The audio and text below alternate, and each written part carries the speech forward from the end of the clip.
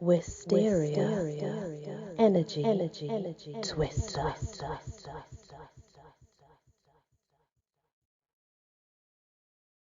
Hello everyone, welcome back to Korean fairy tales. This one's called Haunted Houses.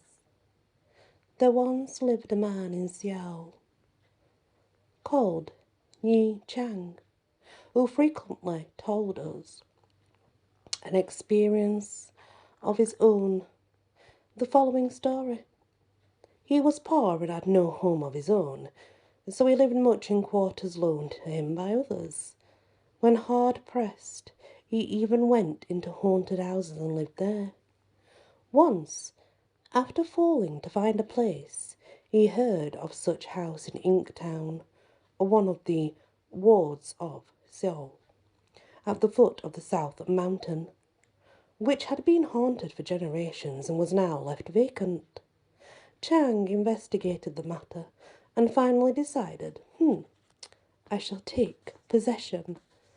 First, to find whether it was really haunted or not, he called his elder brothers, Hugh and Haw, and 5 or 6 of his relatives, and had them help clean it out and sleep there. The house had one upper room that was fast locked.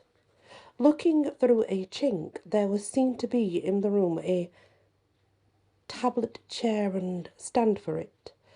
Also, there was an old harp without any strings, a pair of worn shoes, and some sticks and bit of wood, and nothing else was in the room. Dust lay thick, as though it had gathered through long years of time. The company, after drinking wine, sat round the table, played many games, watching the night through. When it was late, towards midnight, they suddenly heard the sound of harps and a great multitude of voices, though the words were mixed and unintelligible. It was as though many people were gathered and carousing a feast. The company then consulted as to what they should do. One drew a sword and struck a hole through the partition that looked into the tower. Instantly there appeared from the other side a sharp blade thrust outwards towards them. It was blue in colour. In fear and consternation they desisted from further interference with this place, but the sound of the harp and the revelry kept up till the morning. The company broke up at daylight, withdrew from the place, and never again dared to enter.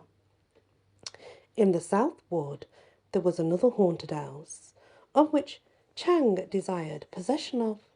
So he called his friends and brothers once more to make the experiment and see whether it was really haunted or not. On entering, they found 2 dogs within the enclosure, one black, one tan, lying upon the open veranda, one at each end. Their eyes were fiery red, and though the company shouted at them, they did not move. They neither barked nor bit. But when midnight came, these 2 animals got up and went down into court and began baying at the inky sky in a way most ominous. They went jumping back and forth at that time too. There came someone round the corner of the house, dressed in ceremonial robes. The 2 dogs met him with great delight, jumping up before and behind, joy at his coming. He ascended in the veranda and sat down. Immediately 5 or 6 multicoloured demons appeared and bowed before him in front of the open space. The man then led the demons and dogs 2 or 3 times round the house. They rushed up into the veranda and jumped down to the court. Backwards and forwards they came and went, till at last all of them mysteriously just disappeared. The devils went into a hole underneath the floor, while the dogs went up to their quarters and simply lay down. The company from the inner room had seen all of this. When daylight came, they examined the place, looked through the chinks of the floor, but saw only an old, worn-out sieve and a few discarded brooms. They went behind the house and found another old broom poked with the chimney. They ordered a servant to gather them up and have All of them burned. The dogs lay as they were all day long, and neither ate nor moved. Some of the party wished to kill the brutes, but were afraid, so fearsome was their appearance. This night again they remained, desiring to see if the same phenomena would appear, and again at midnight the two dogs got down into the court, began barking up at the sky. The man in ceremonial robes again came, and devils, just as the day before, all the same. The company, in fear and disgust, left the following morning, did not try again.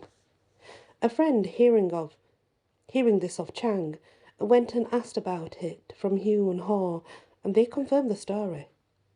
There is still another tale of a graduate who was out of house and home and went into a haunted dwelling in Ink Town, which was said to have had the tower where the mysterious sounds were heard.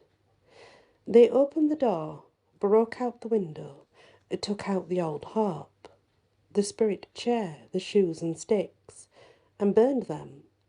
Before the fire had finished its work, one of the servants fell down and died. The graduate, seeing this in fear and dismay, put out the fire, restored the things, and left the house. Again there was another homeless man who tried it, and in the night a woman in a blue skirt came down from the loft and acted in a peculiar and uncanny way. The man, seeing this, picked up his belongings and left. Again in South Kettletown there were a number of woodmen who in the early morning were passing behind the haunted house, when they found an old woman sitting. She was weeping under a tree. They thinking her an evil bogey, one man came up behind her and gave her a thrust with his sickle. The witch rushed off into the house, her height appearing to be only about 1 cubit a span. The end. And that's the story of the haunted houses, a Korean fairy tale. Thank you for listening, and many blessings.